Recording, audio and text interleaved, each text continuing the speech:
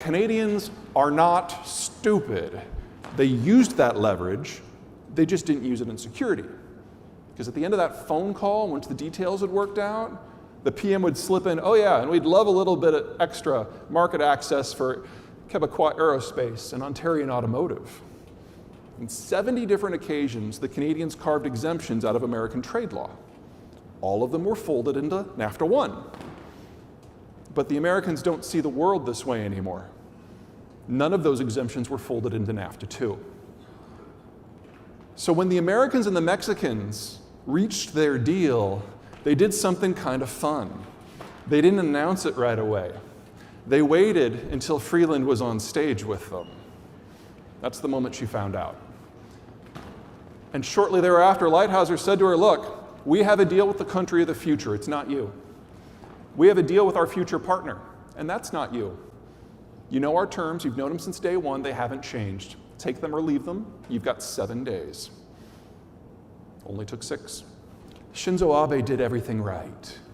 He was the first world leader to congratulate Trump on the phone after his win. He was the second world leader to visit Trump in the White House. He brought a gift of golden golf clubs. He lost to Trump hideously in 18 holes. Here's a shot from the game. Egos were stroked, asses were kissed.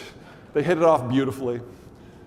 And they hit a series of deals on intelligence sharing and military cooperation that were actually deeper than what the US and Japan had during the Cold War. That's a pretty high bar.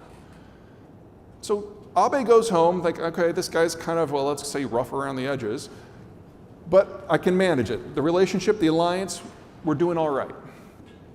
About 2 months later, the Trump administration slaps Japan with steel and aluminum tariffs and starts threatening automotive tariffs. So Abe comes running back, he's like, what the hell, dude? I thought we had a deal. I thought you and your carriers were going to be in front, and the Japanese and all the other Asian allies were going to be behind you. We were going to face down the Chinese together. It was going to be glorious, and you were going to pay for everything.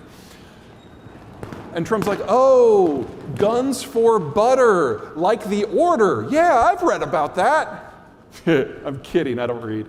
No, we don't do that anymore. In fact, don't think for a moment you can call up the Koreans and the Taiwanese and the Thais and the Australians and build this pan-Asian alliance that'll pressure us into multilateral trade talks.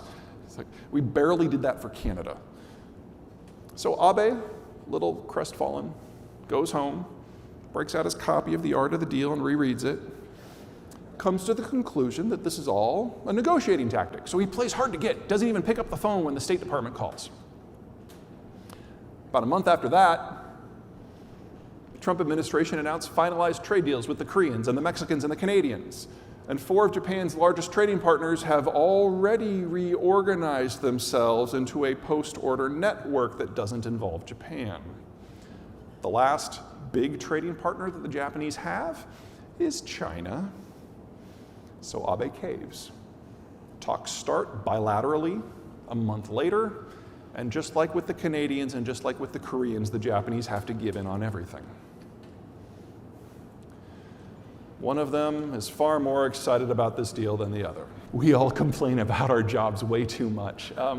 Let me start with the punchline here. The way decision-making in the European Union works is that for any really big decision, like, say, divorce, each individual country has full veto rights. So Malta, freaking Malta, can veto anything. There was never any version of a divorce settlement that was going to involve Britain having access to the common market for any appreciable amount of time, because individual countries would veto it. This was always going to be a hard crash out. The Brits were always going to be on the outside. They were always going to have a depression, and they were always going to be looking at the United States as the only country that they might be able to link up with in order to stand. Now, the Brits have been here before.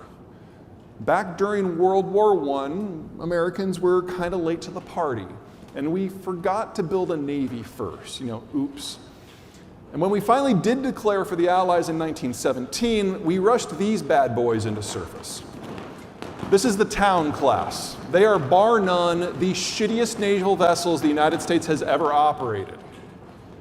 Most of them didn't even see combat because they would stall on the high Atlantic on their way to the combat. At the end of the war, we brought them home, we put them up on blocks, we put tarps over them, we pretended that they had never existed. World War II rolls around, we're late to that party too. And at one point, Winston Churchill comes to the White House to plead his case in person to FDR. And he says, look, if you're not going to get involved in this fight, if we have to fight the Nazis by ourselves, at least give us some gear. FDR says, we have the town class. Winston Churchill, heir to the British Empire, the greatest naval force in human history, has a little stroke, stumbles to the door while mumbling thank you. FDR stops him and says, oh, no, Winston, these aren't free. As payment, we will take every single military facility you have in the Western Hemisphere. That is the scale of the capitulation awaiting the United Kingdom in trade talks. Among the things the United States will demand, the complete transfer of the entire financial district from London to the United States. On the surface, it looks like they're getting along great. I mean, it's all smiles and bad hair, but look who's in the back of the room. This is just getting started, folks. And then I'm almost out of time, so we're just going to finish with China. I can give you 30, maybe 40 reasons why China will not be a unified country and an industrialized country a decade from now. This is the big one.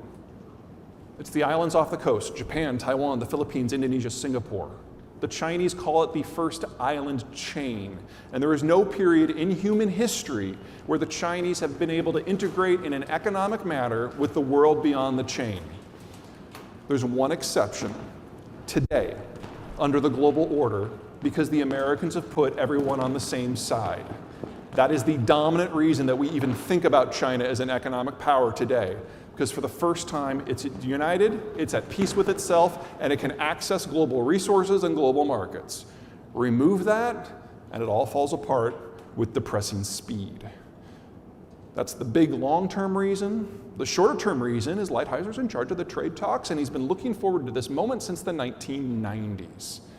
Now, Lighthizer is the guy who wrote the World Trade Organization Charter. He is the most pro-free trade person in the American political system right now. And he thinks if he has to burn his baby in order to get some tactical advantages over China, it's worth the price. But keep in mind, even with a change of administration, this doesn't shift all that much.